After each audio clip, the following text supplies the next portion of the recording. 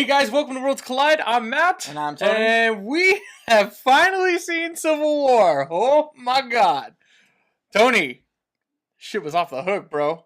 It was so good. So before we go crazy into it, we're going to start off. This first section is going to be no spoilers. This is just basically the movie in itself. We're not going to talk about any of the plot points, any of the twists, anything else that happened. So this is strictly just the movie itself. And then we're going to give a quick break, and then it'll go into spoilers. So this is no spoilers. Tony, right off the bat, what score would you give the movie? I give it an 8. Solid. Just reasonable. Yeah. Yeah, I give it an 8. It's no BVS score, but it's an 8. I give it a 9.5, and that is still my initial reaction. We've had about an hour now to come, or at least I came down off my high because I walked out of that theater just like, yeah, Team Cap all day. He was just like, whatever. It was good. The movie itself is really good. Really good, well formulated movie. The editing was really good. I think there was only one part that really stood out to me that it kind of jumped, but for story's sake, I think it needed to.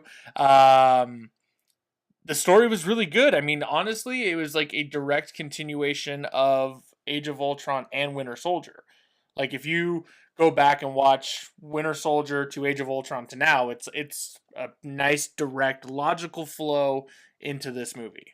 I mean, as far as entertaining movies goes, it was entertaining to me, and I enjoyed it without jumping into spoilers too much. Did I have issues with it? Sure, I had issues with it. Can't wait to dive into that with spoilers. But for right now, as it stands, I'm giving it an 8.0 because it was fun. It was like, it was a lot of great action, a lot of great set pieces. Still, some of the actors killed it, absolutely killed it. Like, I have like a newfound love, not just for Tom Holland, but I've already had love for Team Ant-Man. Team Paul. Yeah, Team Paul Rudd. All day, all day. So, as it stands right now, like, this movie was pretty good. Is it one of Marvel's best movies? I don't think so, but it stands up there. It's definitely up there for me right now, and this is still, after my initial reaction, it stands up in a possibly top 3, easily top 5, maybe top 3. I have to do some sit back and think about that. I can agree with that. Yeah, acting-wise, I think acting was all around on point. I mean, I don't think anybody there was no bad performances. I really enjoyed everything I saw.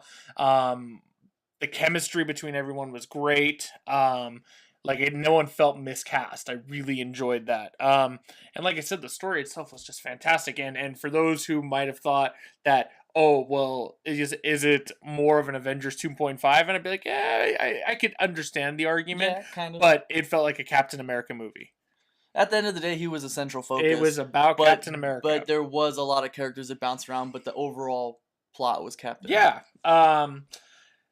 Back to like what you said, with the performances, Paul Rudd, Tom Holland, and even Chadwick Boseman, who played the Black Panther, all killed it. All of them killed it. I cannot wait for the Black Panther movie. I cannot wait for the Spider-Man movie. I cannot wait for the Ant-Man sequel. I love how we have such like a diversity of attitudes. Like Black Panther, he was really serious, really like one of those, you can tell he's disciplined, he has self-respect, he respects his, his enemies or whatever. That sort of kind of like thing. And then it's like you go to Paul Rudd and he's like, cracking like the dumb jokes, and even like Tom Holland was like more of the one that was like, he was like fanboying out about like certain people. Yeah, so and watching those fanboy moments, like these guys, I mean, it's just like that they were like, oh my god, these are the Avengers. And it's such a great, like, what I mean by diversity is like when you go to like Vision's just one monotone, like straight person. Even Captain America, he's just a very serious person. Tony Stark's, he's he's that billionaire playboy philanthropist. Yeah. There you go. But overall, like each one of them has a personality in their own, and it's believable. Like I like how it jumps to each one of them. Yeah, absolutely. On to I'm trying not to get into any spoilers. I don't know like what people know or whatnot, so I don't want to. Overall, the movie is fantastic. The action set pieces, there is humor. There's quite a bit of humor, and it works really well. Like I said, the chemistry between actors, the story is fantastic. And like I said, it feels like a great continuation of the previous Marvel films, and really, I mean, this is almost sets up this is what the beginning of phase 3 now, I think. Yeah. It really sets up phase 3. But definitely, it's just who knows where we're gonna go now. Like, I mean, like it was a great story. Yeah, there's so much to talk about. I think we should just dive into spoilers now. Yeah. So overall, like you said, he gave it an 8. We gave it a 9.5. Go see the movie. It deserves to be seen. Yeah, just like most of these movies, it deserves to be seen in theaters because there are moments that you literally are gonna go, wow. Yeah. Like so go see it. Go see it. Okay. So yeah, let's give you guys. We're giving you guys 10 seconds. That we're going to the spoiler portion of this. We will be talking every little detail that we caught, things that like I have negatives I want to bring up in detail. So we're gonna give you, let's give you like 5 to 10 seconds to exit out. If you're still with us, then we'll start those 10 seconds right now. You have 10 seconds. Get out of here. Get out. Get out of here. We're going spoilers. Okay, 10 seconds are up. We're going full spoilers. We're not holding it back anymore. Okay, I don't even know where I want to start because I'm so excited right now. You can start it because you're the Marvel fan. Okay, I'm going to just start. Airport. Holy shit. That airport, that 17, 18-minute stretch might have been the greatest action of multiple characters I've ever seen. I definitely think the airport was the strongest scene. Oh my god, and like building up to it, like it was everything I honestly hoped it would be. It's like I said before, like I think this movie's not the best Marvel movie, but that set piece right there was definitely the most memorable out of all the Avengers memorable moments. Like even the little circle panning in the first Avengers, like that stands out. That I do put that really high on my list because it's the first time we ever saw that. And and it's something with the Avengers a lot of us never thought in our lifetime we would ever see that happen. But Spider-Man and Ant-Man growing and Giant Man was dude, like not only was Paul Rudd just delivering the lines, like every line was perfect. Him fanboying out over Captain America, getting to meet him for the first time. But when he turns to Giant Man and the realization that it worked and you see it in his eyes and he's just like, oh, I did it. And everyone's all freaking out and like even Tom Holland's like, oh my god. Yeah, dude, he's like, you guys remember that Star Wars movie where the Empire Strikes Back and they wrap around those robot thingies? Like, oh dude, it was the airport scene alone was so good. I'm not gonna lie, like I cracked up so much. Like Tom Holland and Paul Rudd, like they bring like so much humor to the table, and like I was dying with every line that Paul Rudd said. I was just like, dude, Team Paul all day, every day. That's why I'm so excited for the sequel for Ant-Man. Like, because seriously, it was so good.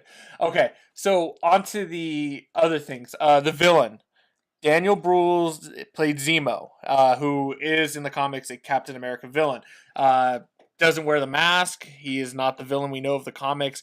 Literally, he's just a man who's the mastermind behind this huge plan to literally destroy the Avengers from within. That was literally one of my weak points. I was like, I did not care for him. He was not memorable. By the end of the movie, I was like, okay, this guy is just...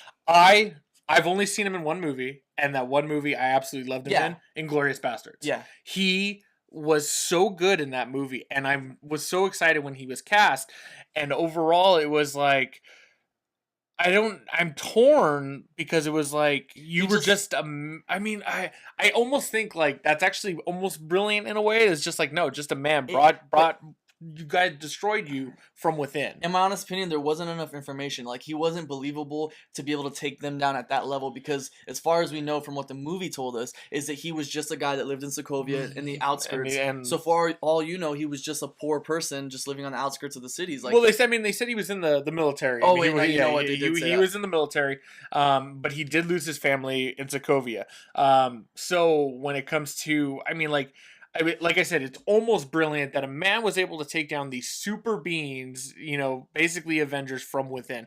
Now, the amount of work he had to put into it to make his plan work out that in itself was holy crap. That was a plan. Yeah, but at the end of the day, to me, like I said, this was one of my negatives. It wasn't like I didn't really care for him. It didn't none of what he did I felt threatened. I felt like he wasn't even I know I'm going a little far, but that he couldn't even conceive a plan that well, just solely off of Black Ops training. It's a really well, and he's not even Hydra. Yeah, he's just some guy. That's what I'm saying. He literally being able to go back, and Yeah, I mean, yeah, it's really hard to tell, and like I think it's like my love for him in *Inglorious Bastards* really transferred on for me for this movie because I enjoy him so much on screen.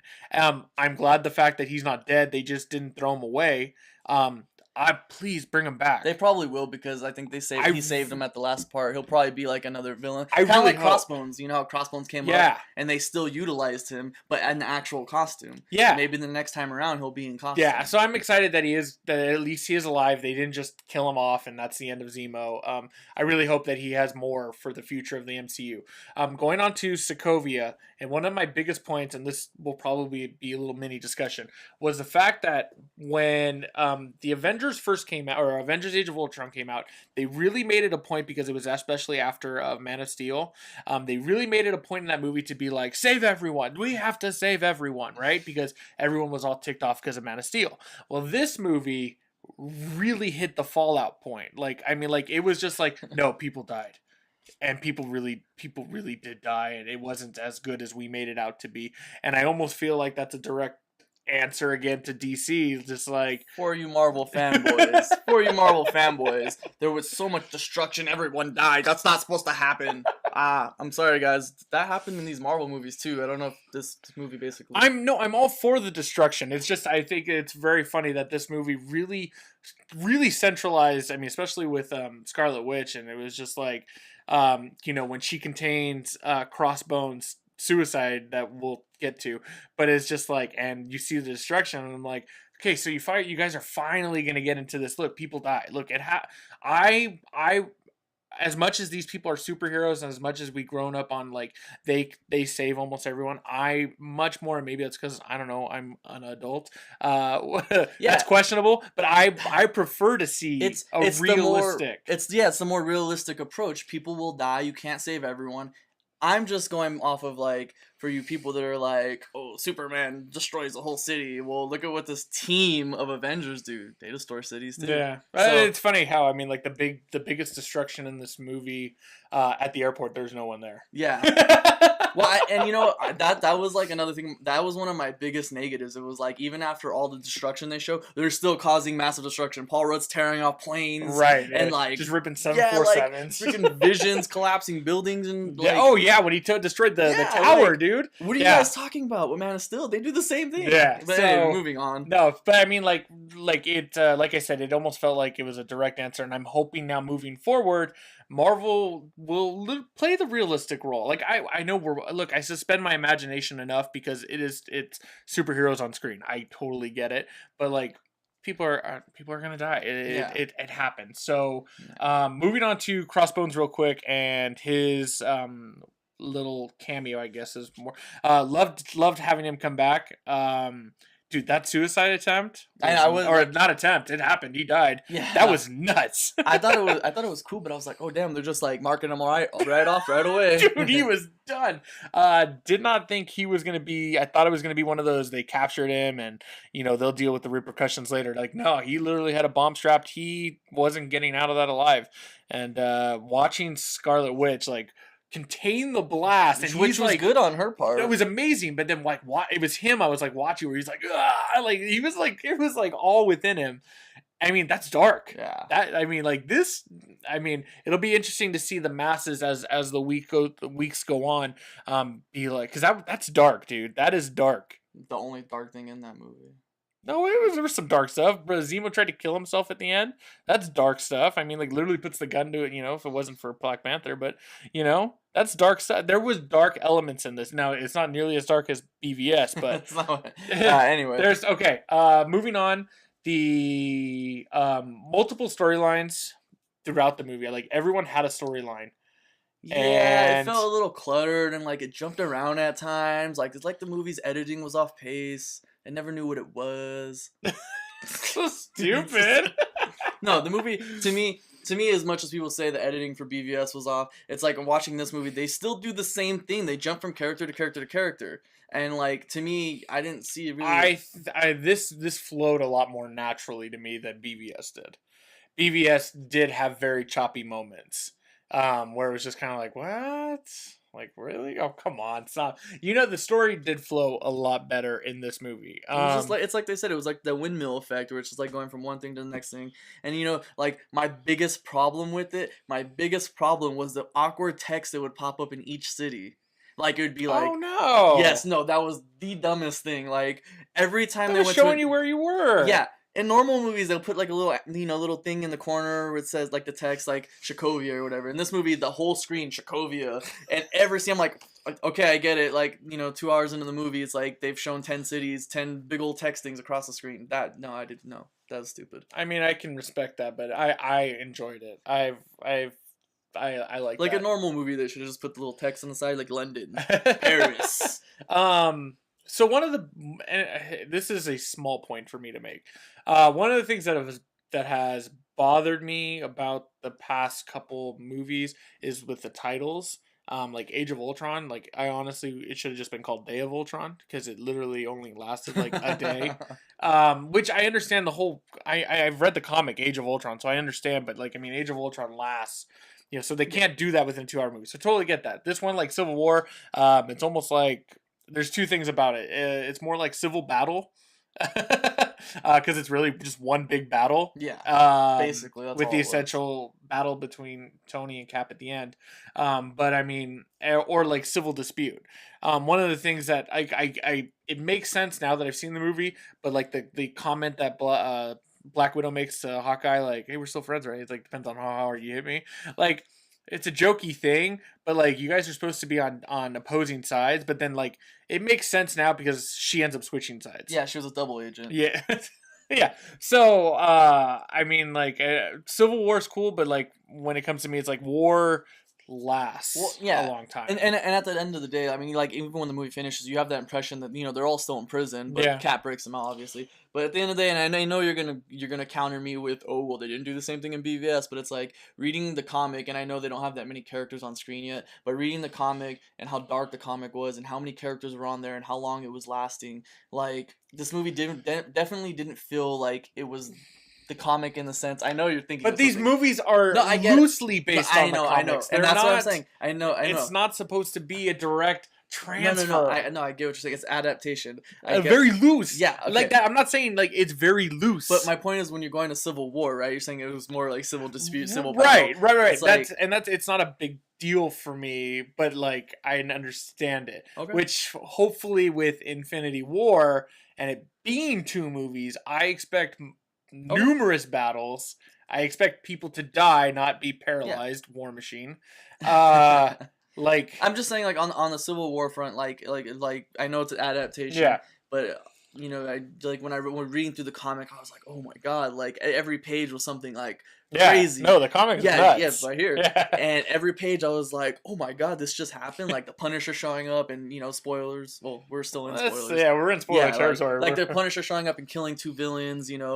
Spider-Man getting almost killed. Basically, like those were like crazy things. This movie, at no point did I feel any like sort of, oh shit, one of our heroes might die, and that's what. Ultimately, about Civil War, several characters die, and in this movie, I felt like none of the characters were in danger, and that's kind of like, at this point, Marvel's just like, or Disney, I should say, they haven't convinced me on the front of, oh hey, at any moment Captain can die, at any moment this character can die. Like I think Disney's too afraid to kill their people. Well, and that's why like I expected someone to bite the bullet this time, and no one did. Yeah, I thought it. Like, I wanted an impactful. Don't get me wrong. Like the way it all played out in the end, I'm happy with. I kind of feel like it might have had more of an impact if something had happened. I mean, literally, now that the Secret Avengers have formed, yes, the Avengers are still there, but they're pretty much in hiding, and which is cool. I'm totally down with, but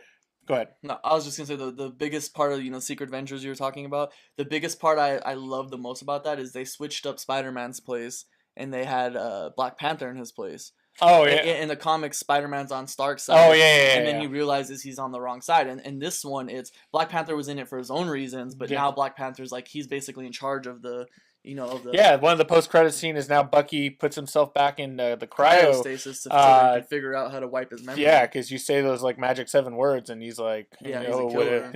whatever you need. Marissa Tomei as Aunt May. Could Oh my she God, she's be hot. any hotter? She's hot. Holy crap! When Tony dude. Stark was there, I was like, oh god. Oh, and I'm glad he made the comment. I'm glad he made the comment. I was just waiting for like Tom Holland to be like, or Peter Parker. I was just waiting for him to be like, no, don't talk to her. Yeah. Because he's a billionaire visiting his aunt, Yeah. the Queen, in the Queens. Like, Yeah, She Marissa was hot. Tomei, you were way too hot to be in this yeah, universe. she shouldn't be Aunt May. Oh, yeah, but I'll allow it. Yeah. Seriously.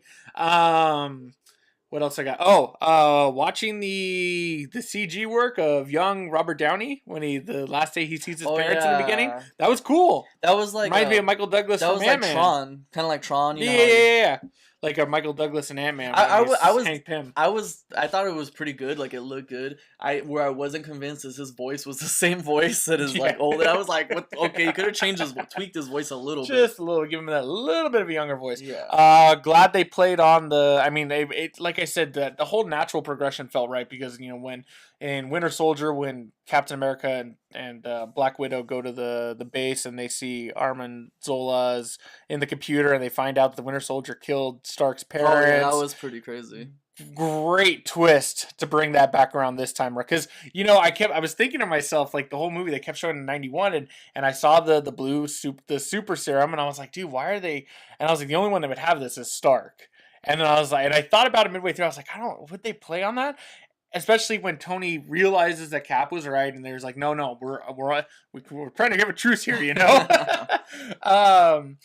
And then all of a sudden, when that video popped up, I was like, "Oh no, they are doing it." When I seen that, I was like, "Damn, this is heartbreaking." Yeah, yeah. Again, dark, dude. Tony had to watch his parents get murdered. That was pretty dark. Yeah. I mean, that is dark stuff. Agent 13 and Cap. Okay, that's something I wanted to talk about. The fact that I almost feel like I thought Cap would have known already that she was Peggy's niece. But he finds out in this movie that that's the case, and then they hook up. My biggest thing with that situation, it was like when like for instance when Man of Steel came out, they were like, Lois Lane and Superman felt like it was forced. This felt like it was forced. There was no like. There was kind of a sense that they had an attraction for each other, but Cap's had that with Widow. So it's like, to me, it's like when they end up kissing, it felt like it came at like left field. Like it just like it felt forced. It didn't. I can respect that. It didn't feel like a natural, like, oh, I'm kissing you, this might be the last time I'm gonna see you. It's like it was like he just went in for the kiss. Like I give him respect for that. I would do the same thing. The chemistry was kind of hinted at in Winter Soldier, but Yeah. it's very they It's only vague. have really one scene together. in Yeah, Winter like Soldier. out of the whole universe, they've only had a couple scenes. Yeah. And to me, it's like when they I finally knew the kiss, chemistry was there, but then it's also yeah, I know from the comics. Yeah, so. from a comic perspective, you knew that. But I don't read Captain America comics, and Right. from my perspective, when it happened, I was like, that's random. Yeah. So I don't know. That was one of my negatives about it. It was like it felt forced. And remember, I'm nitpicking little things now because you guys do that. So I'm finding every little detail. That felt So what forced. else do you got? We got time left. What Okay. else? What are the things that bugged you? And I'll try to fire back on behalf of Marvel. Okay, so Iron Man. This is basically like the Wonder Woman front. Like how did what was that whole Wonder Woman thing? A Wonder Woman came in out of nowhere. The whole Spider-Man thing to me was like, as cool as Spider-Man was, it was like Tony Stark knows who Spider-Man is. There's really no, other than the footage he has, there's really no information on how he knows Tom Holland specifically is that person. Or how Peter Parker is Spider-Man. Yeah. So to me, like, I get how Tony would know he has the technology, but at the same time, they didn't really give enough information to be like, okay, all of a sudden you end up at Spider-Man. He's like, oh, I got somebody, and he ends up at Spider-Man's house. Like, that just felt forced. Spider-Man, it was one of the best things. I have no response. I can respect that. Yes, Okay, go next. Okay, next. We already talked about it, but the no death. Like, I was expecting someone to die and have a heartbreaking moment, but of course this is Disney. They won't go that route. So to me, it's like they avoided a complete, like, during the Civil War in the comics. I believe it's Elastic Man that gets killed first. Is it Elastic Man? Yeah. Yeah, it's like Elastic Man or someone like that. He dies right away, right? And you get really an impactful moment that this is war. This is something serious. And to me, it's like I felt like they have a missed opportunity again, not killing off. They have what 13 movies, and like only Quicksilver has died, and I feel like that's a missed opportunity to really grieve and care about To it. build on that point, one of the things I did like though is the history, and I think it's one of the reasons I really enjoyed this movie and put it above BVS score wise was because I have put in the years with these Yeah. movies, and they make it a point. They say in the movie 2 times they go, "Well, 8 years ago when Iron Man first, announced himself, like we've all been following these movies for 8 years." Yeah. So they make it a point to remind you that you've been watching these for 8 years. Then they do it again when they're like, when the Avengers form 4 years ago. You're Yeah. like, oh my god, I Yeah. have been watching the Avengers for 4 years. And that's cool, and I agree with you on that history. But it's like 8 years, and Quicksilver's the only casualty. Like, I know, I feel that, man. okay. My next thing. Where DC's like, fuck you, Superman. Yeah. And the next thing was, and we already talked about this. There's so much destruction. It's like, we already touched base on that. Yeah. And it's like, I don't know. Just there's a lot of destruction, and it's like nobody holds Marvel, Disney accountable for all this senseless destruction, but they hold Man of Steel. Anyway, moving on. I already talked about the movie, and I know you're gonna destroy me on this, but the movie was just like there's like I get that this is Marvel and this is Disney, and there's so much humor in it that at times it's like I don't feel that it's serious. Like they're cracking jokes in every situation. The only time they didn't crack joke was like maybe the ending when Cap and Bucky were fighting, but throughout the whole movie they're cracking jokes, even during the battle set pieces, which is cool because that's expected from certain characters. But at the end of the day, it's like this is a serious situation, and they're like every time, like, because they're cracking jokes, it takes away from the sense that at any moment somebody could get hurt. Yeah, there was quite a bit of humor in it. But that's, I think, one of the reasons why I have a lot of fun watching these films is because they do put it in at I feel like good spots at a spot. You're like, I could use a laugh right here. I could use a laugh. But like I said, like the joke between Hawkeye and Black Widow, I'm like, okay, like that's why it's like Civil War. It's more like civil dispute. Yeah, and that's what I'm saying. Like, I'm okay for humor. I'm all for humor, but it's like there is such thing as too much humor to take away from the sense that at any moment our heroes could be dying. Yeah. So that was one of them. My other negative is Ant-Man. Like, I love Ant-Man. In this movie, he's fantastic. The biggest thing I had Ant-Man wise was that when they're like, oh, I got a guy. The same thing with Spider-Man. Oh, I got a guy. And all of a sudden they have Ant-Man. Like, what the like I loved Ant-Man's role in the movie. He was like by far my favorite besides Tom Holland. But at the same time, it's like to jump just like, and that's what I'm saying about it, jumping from place to place. It jumps to that. No, it jumps to that, and all of a sudden Ant-Man's coming out of the van, and he's all of a sudden pulled into this war. But then it's like, where's Ant-Man's motive? He doesn't have a motive. These are all valid points. I think I just had a little more fun. This movie was fun. Yeah, no, I'm not gonna lie, it's fun. But where's his motive? I feel you. Anything else you want to add? Where do you think we're gonna go from here? We got a little minute left. Well, I mean, Captain America's pedophile, that too, but not pedophile, dude. He's like 100 years old. And and she's clearly of age. She can make her own decisions. Jesus. Let's see. Sad Captain America. I really didn't like sad Captain America. He wasn't lighthearted enough. He was sad through the whole movie.